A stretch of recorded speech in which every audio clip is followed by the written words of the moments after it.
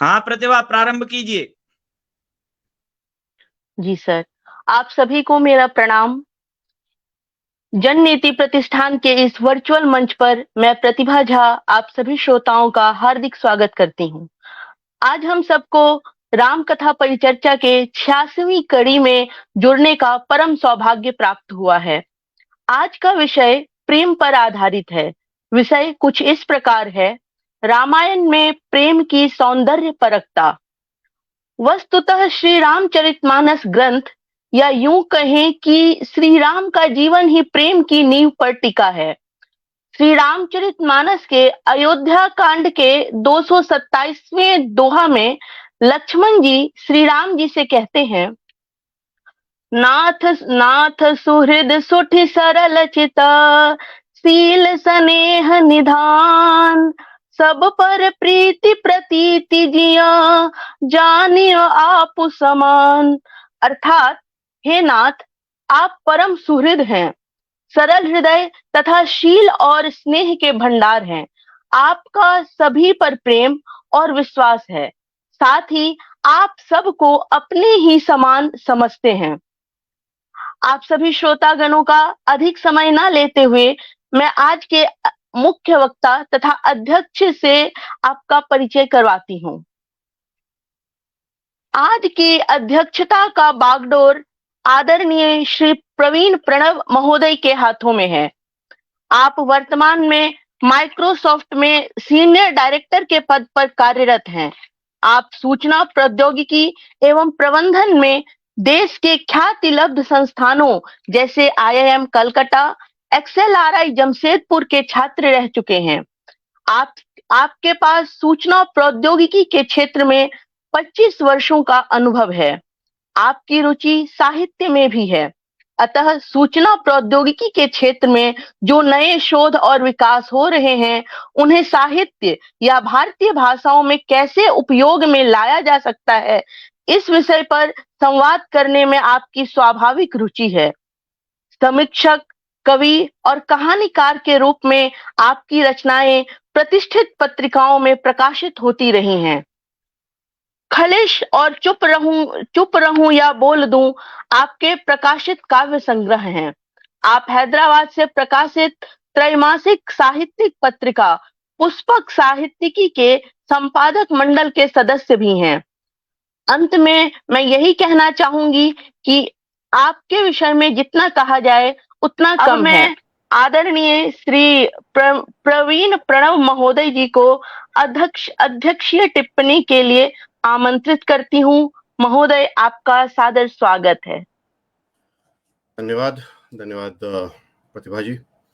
मैं स्क्रीन पे देख रहा हूँ हमारे संतोष जी हैं, सुनील जी हैं, अनामिका जी हैं। आप लोग कुछ जोड़ना चाहें जोड़ लें अध्यक्षीय टिप्पणी से पहले। संतोष जी। सर, अभी तो हम आपको ही सुनना चाहेंगे क्योंकि आपके विचार बड़े अनमोल हैं। तो इसका फॉर्मेट भी यही है कि वक्ता के बाद हम सीधे अक्षर टिप्पणी पर ही। शुक्रिया, धन्यवाद। चलिए, बहुत धन्यवाद आपका। और जन नीति संवाद प्रतिष्ठान द्वारा आयोजित ये जो महायज्ञ है, जहां हर सप्ताह आप राम और रामायण की चर्चा होती आ रही है, आज 86वीं परिचर्चा की अध्यक्षता करने का आप लोगों ने जो मुझे सौभाग्य दिया है, श्रीनिवास त्यागी जी का, आप सभी सदस्यों का, दर्शकों का मैं आभार प्रकट करता हूं। अध्यक्षीय टिप्पणी के लिए आदरणीय प्रतिभा जी ने, मुझे लगता है, बहुत काम मेरा आसान कर दिया है। उन्होंने सनातन जी के वक्तव्य की जो सारांश है वो हम सबों के सामने पहले से ही रख दिया है। और आज की इस परिचर्चा का जो विषय था, ये बड़ा गूढ़ विषय है, रामायण में प्रेम की सौंदर्य परकता। लेकिन इस विषय पर सनातन जी ने जिस सरल तरीके से अपनी चर्चा को आगे बढ़ाया, और जिस तरीके से वो, जैसे रामायण की एक कथा चलती है, वो बालकांड से लेके और हर कांड दर कांड वो जाते गए, और अंत में उत्तरकांड पर जाके उन्होंने प्रेम पर तो अपनी बात रखी ही, साथ साथ उत्तरकांड की प्रासंगिकता और जो कई अन्य विषय हैं उनको भी उन्होंने अपने विषय में समेटा।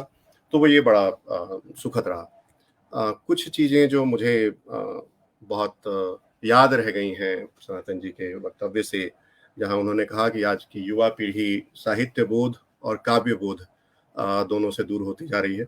मुझे लग रहा है ये एक साइकिल है, और जहाँ तक मैं देख पा रहा हूँ कि ये साइकिल बदल रहा है, और आज कॉरपोरेट सेक्टर्स में मुझे बहुत युवा दिख रहे हैं जो वापस से साहित्य की तरफ मुड़ रहे हैं और उनका रुझान साहित्य की तरफ बढ़ रहा है। तो मुझे लग रहा है कि ये एक साइकिल है, धीरे धीरे बदल जाएगा और वापस लोग इधर से जुड़ेंगे। उन्होंने कहा साहित्य को धर्म से अलग रखकर देखने की आवश्यकता है, विशेषकर जब हम काव्य की बात करते हैं। बिल्कुल सही है, कई बार हम काव्य तत्व या साहित्यिक तत्व जो है उसको समझने हम उस धर्म के प्रति हम इतने आसक्त हो जाते हैं कि उसकी जो काव्य सौंदर्य है उसके प्रति हम थोड़े से विमुख हो जाते हैं। सनातन जी ने एक और बात कही, कवि अपनी कल्पना से एक नए संसार का सृजन करता है, बहुत ही महत्वपूर्ण था। काम और प्रेम के दर्शन पे उन्होंने एक बहुत समय लिया और बड़े सार्थक तरीके से उन्होंने इस चीज को रति कामदेव के प्रसंग से लेके और बड़े दूर तक जाके उन्होंने इसको बेहतर तरीके से समझाया। वाल्मीकि रामायण की चर्चा हम करेंगे बाद में, लेकिन उन्होंने जहाँ से शुरुआत की इसकी, हरिव्यापक सर्वत्र समाना, प्रेम ते प्रकट हो ही मैं जाना, और वहीं गोस्वामी जी उसके ठीक बाद लिखते हैं, देश काल दिशि विधि सही माहूं, कहूं सो कहा जहां प्रभु नहीं। और यही नहीं, बाद में वाल्मीकि जी से भी कहवाते हैं, पूछे हूं मोही की रहूं कहाँ, मैं पूछत सकुचाऊं, जह न हो तह देहूं कहीं, तुम ही दिखाओ उठाओ। तो हरि सर्वत्र है, ये तो विदित ही है। और जब कभी भी राम और विशेषकर रामायण और राम के संदर्भ में ये चर्चा होगी तो उसकी अपनी एक रोचकता है, और उस रोचकता को आज सनातन जी ने बनाए रखी। रामचरितमानस में भी गोस्वामी जी ने माता पार्वती से कहलवाया कि रामचरित जे सुनत अघाही, रस विशेष जाना तिन नहीं। या इसके बाद वो ये भी कहलवाते हैं कि श्रवण वंत असको जगमाही, जाहि न रघुपति चरित सोहाई। और एक जो मुझे विशेष लगता है, जो जहाँ गोस्वामी जी जो मुझे चकित करते हैं कि वो उनके बिंब हैं और जो प्रतीक हैं, जिस तरीके से वो यूज करते हैं, जहाँ वो लिखते हैं, तेजर जीव निजात्मक घाती, जिन्हीं न रघुपति कथा सुहाती। वहां पे एक हम कहते हैं कि शरीर नश्वर है, आत्मा अजन्मा है, आत्मा का नाश नहीं होता, लेकिन वहां वो कहते हैं कि वो लोग अपनी आत्मा की भी हत्या कर देते हैं जिन्हें रघुपति भगवान राम की कथा पसंद नहीं है। तो वहां वो नैनम छिन्दन्ति शस्त्राणि नैनम दहति पावकः न चैनम क्लेदयन्ति अंतापो, इन सब से वो आगे चले जाते हैं। वो कहते हैं वो सब शरीर तो है ही, वो आत्मा भी खत्म हो जाती है। और पार्वती जी ये सारी कथा सुनने के बाद कहती भी हैं कि हरि चरित्र मानस तुम गावा, सुनी मैं नाथ अमित सुख पावा। तो वहां पार्वती जी को जो सुख मिलता है उस कहानी को सुनकर आज सनातन जी ने हमारे लिए वही सुख गढ़ा है, और हमने उनके साथ इन संदर्भों को सुना है। और जैसा सनातन जी ने कहा कि कई बार हम प्रेम और सौंदर्य की जब बात करते हैं तो हम इसे बहुत सीमित अर्थों में देखना शुरू करते हैं, जबकि अगर रामचरितमानस की बात विशेष तौर पर करें तो जो प्रेम की व्यापकता है, जो सारे इसके जो पात्र हैं उन समस्त पात्रों के बीच का जो प्रेम है, वो एक बहुत ही विस्तृत है। और जिस तरीके से गोस्वामी जी ने इन सभी प्रेम के बारे में लिखा है और जिस तरह के प्रतीक, जिस तरह के बिंब उन्होंने यूज किए हैं, मुझे लगता है कि आज सनातन जी ने जिन जिन विषयों को हमारे सामने रखा है, यदि हम वापस जाकर उन प्रसंगों को वापस एक बार पढ़ लें तो हमारी समझ बहुत ज्यादा विकसित हो जाएगी। बाल रूप से सनातन जी ने शुरू की थी, और जहाँ राम कौशल्या की गोद में बैठे हैं और गोस्वामी जी लिखते हैं, काम कोटि छवि श्याम शरीरा, नील कंज बारिक गंभीरा, नारुण चरण पंकज नख ज्योति, कमल दलहिनी बैठे जनमूति। ये एक ऐसा बिंब है जो एक बेहतर से बेहतर कवि, वो कहते हैं कि लाल लाल उनके जो पांव हैं और उनके जो नाखून हैं, उन नाखूनों की ज्योति ऐसी मालूम होती है जैसे लाल कमल के पत्तों पे मोती रखे हो। अब इससे बेहतर बिंब मुझे नहीं लगता कि किस तरीके से कुछ कहा जा सकता होगा। और एक ये लंबी है, कुंभकंठ अति चिबुक सुहाई, वो पूरी की पूरी सर्ग है जहाँ पे तुलसीदास लिखते हैं, बालक राम के सौंदर्य का वर्णन करते हैं। तुलसीदास का सौंदर्य सिर्फ मनुष्यों तक नहीं रहता। आप जहाँ कहीं भी देखें, यदि उन्होंने अयोध्या का वर्णन किया है तो उन्होंने अयोध्या के सौंदर्य का जो वर्णन किया है वो अतुलनीय है।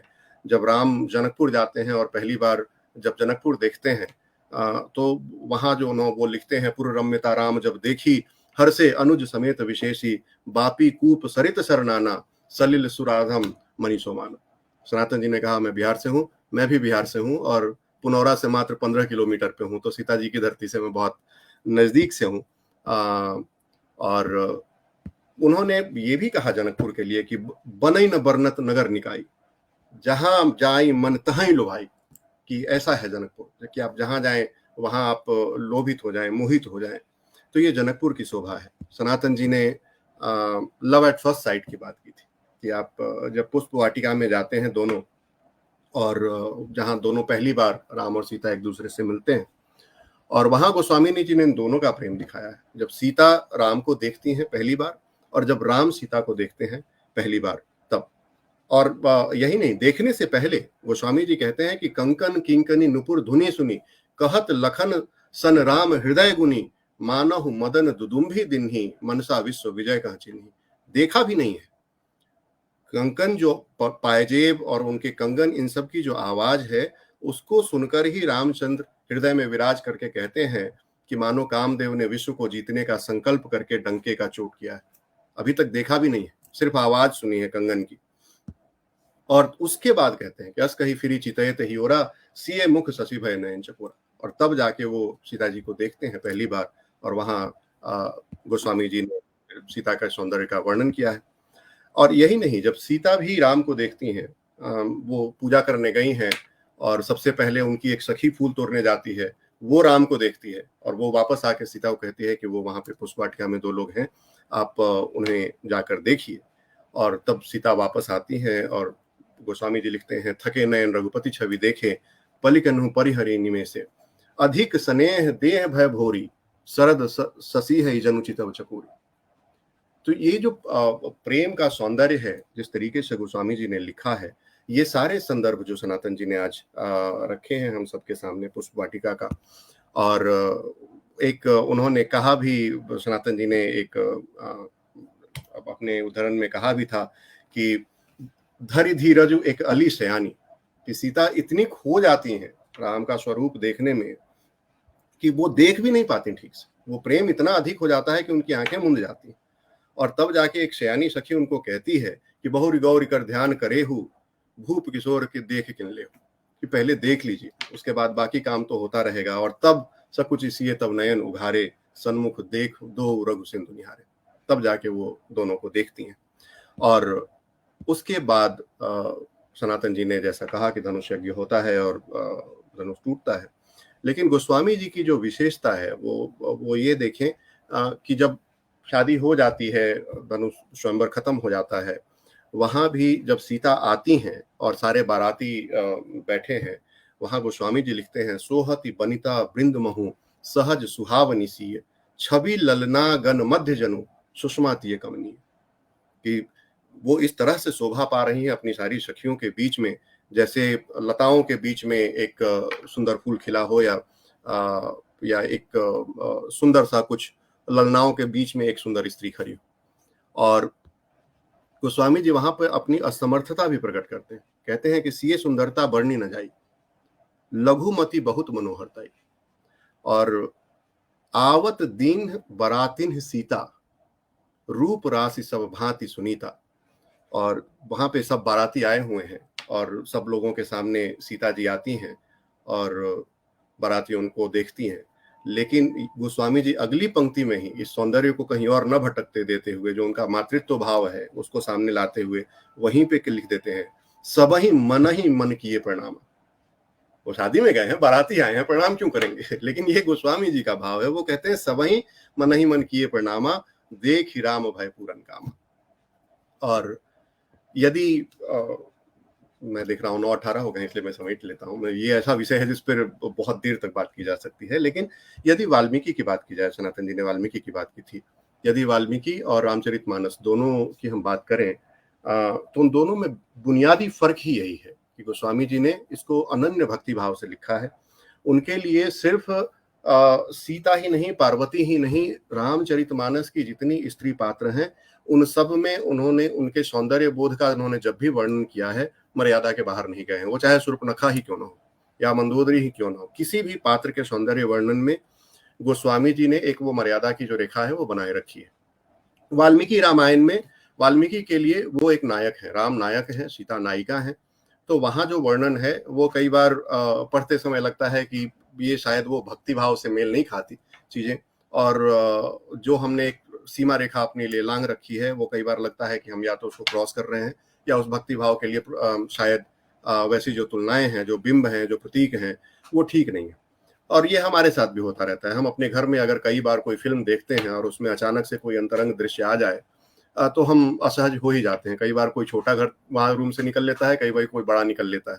तो ये चीजें वाल्मीकि रामायण पढ़ते समय कई बार ये जो असहजता है वो हमारे सामने आती है।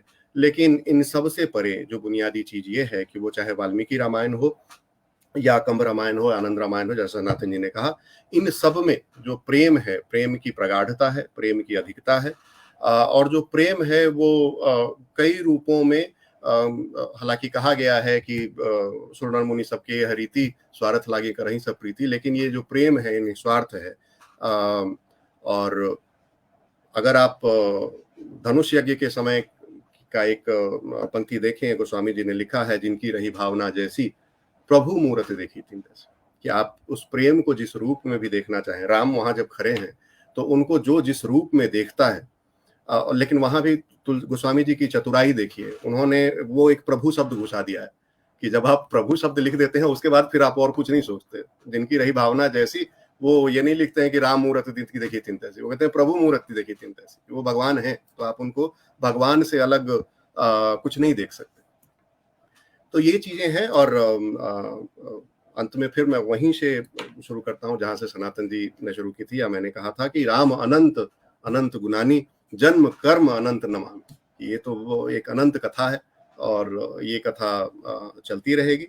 रघुनाथ जी हमारे भाई साहब श्रीनिवास त्यागी जी को सामर्थ्य दें कि वो इसे सप्ताह दर सप्ताह यूं ही बढ़ाते चलें, जिससे हम जैसे लोगों का, राम और रामायण के प्रेमी लोगों का भला होता रहे। और वापस से सनातन जी, आपका, प्रतिभा जी और सभी सदस्यों का बहुत बहुत धन्यवाद, जिन्होंने आज के इस संदर्भ को एक नया अर्थ दिया है। और मुझे विश्वास है कि हम में से बहुत लोग वापस जाके इन संदर्भों को नए तौर पर देखेंगे, पढ़ेंगे, समझेंगे। और यही इस जैसे परिचर्चाओं का जो उपलब्धि होगी वो वही होगी कि हम वापस जाके इन चीज़ों को देखें, समझें और नए अर्थ निकालें, इनके अपनी अपनी जो हमारी समझ है उसका और विस्तारीकरण करें। तो एक बार फिर आप सबों का बहुत बहुत धन्यवाद।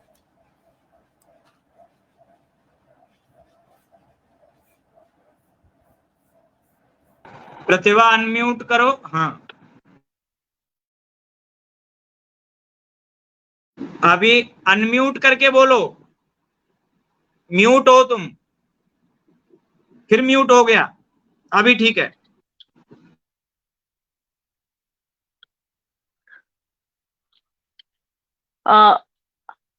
महोदय, आपके सारगर्भित टिप्पणी के लिए हम जननीति प्रतिष्ठान की ओर से आभार व्यक्त करते हैं। आपने बहुत संक्षेप में प्रेम की व्यापकता को उजागर किया और राम के बाल रूप की जो सुंदर व्याख्या की, वह अद्वितीय और अप्रतिम है। अब मैं डॉक्टर संतोष कुमार सर से आग्रह करती हूं कि वह धन्यवाद ज्ञापन करें।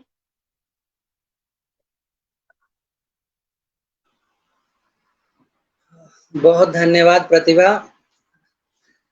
आपने आपके सुंदर संचालन के लिए आपको पुनः आभार और धन्यवाद। आज सबसे महत्वपूर्ण बात कि हम अब धीरे धीरे राम रथ को, जिस तरह राम रथ आगे बढ़ रहा है, हमें राम के विविध रूपों का जो कह सकते हैं कि भक्ति ज्ञान मिल रहा है। मैंने ज्ञान के साथ भक्ति जोड़ दी, तो दोनों साथ साथ और हर हमारा एक नया, कुछ नए विषय, नए, वो हम हर बार जब बात होती है तो कहीं ना कहीं ये बात जरूर होती है कि राम कथा अनंत है, और उसका प्रमाण है कि हम लगभग 86-87 एपिसोड की तरफ बढ़ चुके हैं अब तक, और हम केवल राम कथा पर ही चर्चा कर रहे हैं। ये प्रभु की अनंत कथा है, अनंत विस्तार है, हालांकि इसको बांधा नहीं जा सकता। खैर, मैं सीधे धन्यवाद ज्ञापन पर आता हूँ। बहुत सुंदर सार्थक टिप्पणी के लिए प्रवीण प्रणव सर का भी हृदय से बहुत आभार। आपने बहुत संक्षेप में वो जो अध्यक्षीय टिप्पणी होती है उस टिप्पणी का निर्वहन करते हुए आपने बहुत संक्षेप में रामचरितमानस और वाल्मीकि के रामायण दोनों के जो प्रेम परखता है, जो प्रेम सौंदर्य है, उन दोनों में क्या अंतर है कि जहाँ वाल्मीकि के राम नायक के रूप में आते के प्रेम का विस्तार है, वो पशु पक्षी प्राणी मनुष्य सब में प्रेम के उस रूप को देखते हैं, वह रूप वह भाव वो दिखाई देता है। और कई महत्वपूर्ण बातें कहकर हमारा ध्यान आपने आकर्षित किया। आप सर अपना कीमती समय निकालकर इस मंच से जुड़े, आपका भी हृदय से आभार। और यह जो हमारा राम रथ है ये बिना हमारे श्रोताओं के पूरा नहीं होता है, तो इस राम कथा के आभासी मंच से बहुत सारे विद्वान लोग जुड़ते हैं, बहुत मेरे अनुज अग्रज जुड़ते हैं, उनका भी मैं हृदय से आभार व्यक्त करता हूँ। आभासी पटल पर वीरेश सर जुड़े थे, उनका भी बहुत आभार। अनामिका जुड़ी हैं, उनका भी आभार। और छोटे भाई सुनील जुड़े हैं, उनका भी आभार। और आदरणीय सनातन जी एक बात कह रहे थे, सूत्रधार मैं नहीं हूँ इस कथा का, सूत्रधार जो हमारे हैं वो हमारे बड़े भाई श्रीनिवास त्यागी सर हैं, जिनकी वजह से हम तो केवल वो कठपुतली हैं जो उनके इशारे पर मंच पर अभिनय कर लिया करते हैं। सारा लोहा उन लोगों का, सारा लोहा उन लोगों का, अपनी केवल धार तो आपकी केवल धार है। तो मैं आपका भी हृदय से आभार, क्योंकि आपके बिना हम शायद इस भक्ति का रसपान नहीं कर पाते। हम इस राम की जो राम कथा है, जिसके आज हम विविध रूपों की, विविध ज्ञान की चर्चा करते हैं, शायद हम सुन नहीं पाते। तो इसलिए आपका भी हृदय से आभार। और अंत में प्रतिभा का भी आभार करते हुए मैं आज इस अध्यक्षीय अनुमति से इस राम कथा परिचर्चा का आज यहीं समापन करता हूं, और फिर अगले शुक्रवार ठीक 8 बजे एक नए विषय के साथ, नए वक्ता और अध्यक्ष के साथ फिर मिलते हैं। तब तक के लिए आप सभी को सादर नमस्कार। जय सिया राम, प्रणाम।